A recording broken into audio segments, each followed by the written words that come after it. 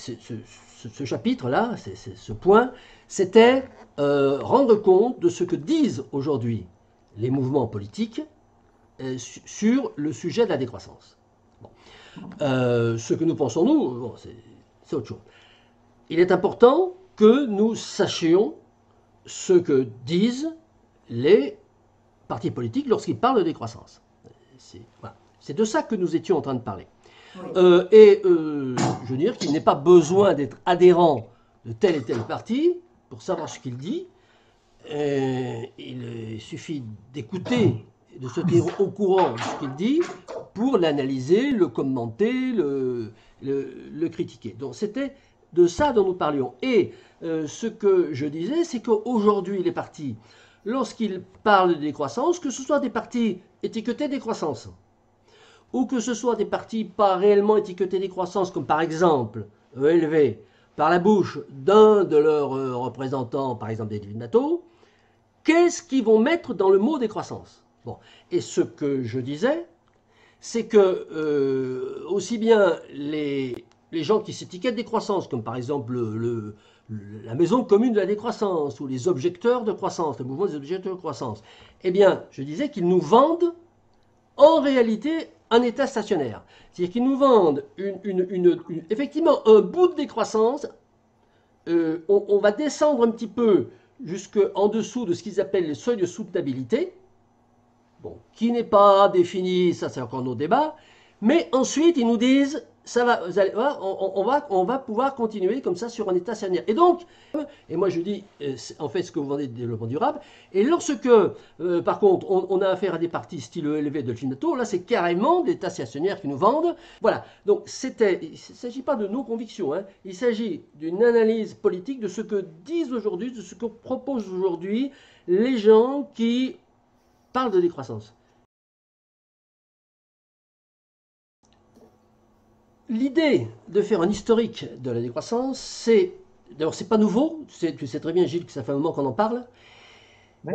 Et l'intérêt de faire cet historique, c'est de voir comment, politiquement, le mot a évolué, et moi je dirais comment il a été dévoyé, et comment on est arrivé à une imposture. Bon, ça c'est la conclusion à laquelle j'arriverai probablement lorsque j'aurai fait cette... analyse, cette généalogie historique. Donc on va pas... Peut-être moi, ce que j'ai découvert, c'est une imposture dès le départ. Oui, alors bon. Donc ce travail est à faire, il n'est pas nouveau, ça, on en a déjà beaucoup parlé, mais effectivement, compte tenu de la convergence de nos débats du dimanche et du vendredi, des croissances volontaires, des croissances inéluctables, mais qu'est-ce que c'est au départ le creuset originel de la décroissance, bon, cette évolution politique des pensées et aussi de l'action militante sur ce mot, je pense effectivement mérite ce travail dont nous avons beaucoup parlé et qu'on n'a pas encore entrepris. Donc, si, parce que comme tu départs de Georges Escour-Rogan, tu as déjà commencé énormément. Bon, si tu veux, à gros traits, le premier qui parle de décroissance, c'est Georges Escour-Rogan. Très peu, parce que le mot décroissance, il est très peu utilisé, mais quand même de temps en temps. Donc, c'est le premier qui en parle. Celui qui le traduit, c'est Greenwald. Voilà. Ensuite, cette idée de décroissance, elle vient, non pas percuter, mais elle vient s'agréger à des mouvements environnementaliste qu'on a vu démarrer dans les années 70, et le précurseur de l'écologie politique, c'est Fournier, c'est Pierre Fournier, avec Charlie Hebdo et les marches sur Bugey et Fessenheim. Voilà. Bon. Ensuite, on a une stagnation, je dis, enfin ça c'est à gros traits, hein, effectivement ce travail je vais me lancer, si tu veux, si on me demande comme ça, sans préparation, pendant 3 minutes, non mais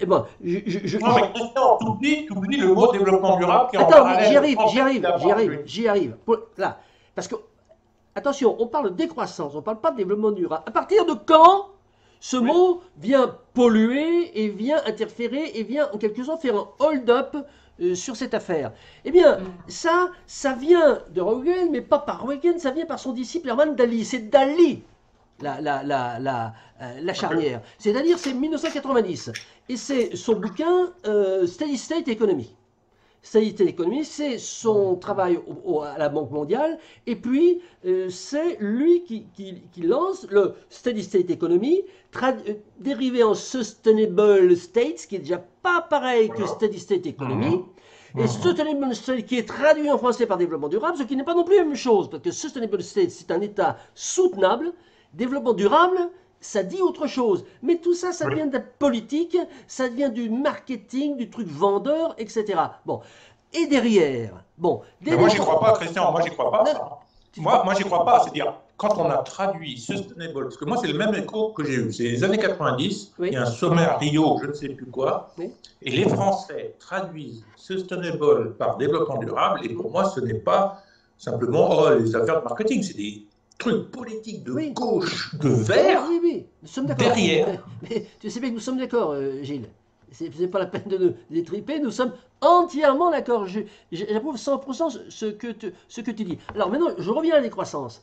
Dans la décroissance, bon, des gens comme Ariès ou Liéget qui étaient en culotte courte à cette époque, bon, ils lisent Reagan. Bon, et ils sont fascinés. Vincent est fasciné par Reagan. Il fait une émission dans les jardins du Sénat avec Greenwald sur la décroissance de Reagan. Bon, ça c'est en 2000. Bon. Et puis, qu'est-ce qui se passe? Donc Vincent, il se met à vendre la décroissante, le truc qui va vers zéro, qui est la thermodynamique, la loi de l'entropie, le deuxième loi de la thermodynamique, etc. Et puis, qu'est-ce qui se passe? Il monte un parti politique qui s'appelle d'abord le Collectif parisien pour la décroissance. Il reçoit Yves Cochet en 2005 ou 2007, une formidable conférence de Yves Cochet là-dessus, où il explique avec des courbes à $ horaire, puisque Jean Lahoraire m'a confirmé que Cochet est allé chez lui pour chercher des courbes. Bon, il projette toutes ces courbes. D'ailleurs, la vidéo de cette conférence, vous pouvez la voir sur mon site, puisque je l'ai repliquée. Elle est formidable. Alors, il y a un décalage avant, parce que c'est un vieil enregistrement, un décalage entre les lèvres et le son. Elle est formidable, c'est plein d'humour. Et Yves Cochet était dans une forme éblouissante à ce moment-là. Bon, voilà. Et donc, voilà. Et puis, le collectif pour la décroissance le collectif parisien pour la décroissance devient le PPLD.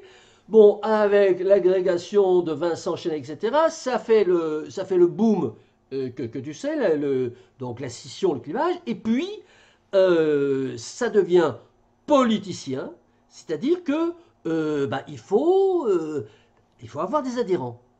Et qu'est-ce qui se passe? C'est que lorsque les premiers du PPLD commencent à parler de Reagan, de la fin du pétrole, etc., ça fait fuir les militants. Et Vincent me le dit, et je vous donnerai l'URL de la vidéo et la minute précise où il le dit.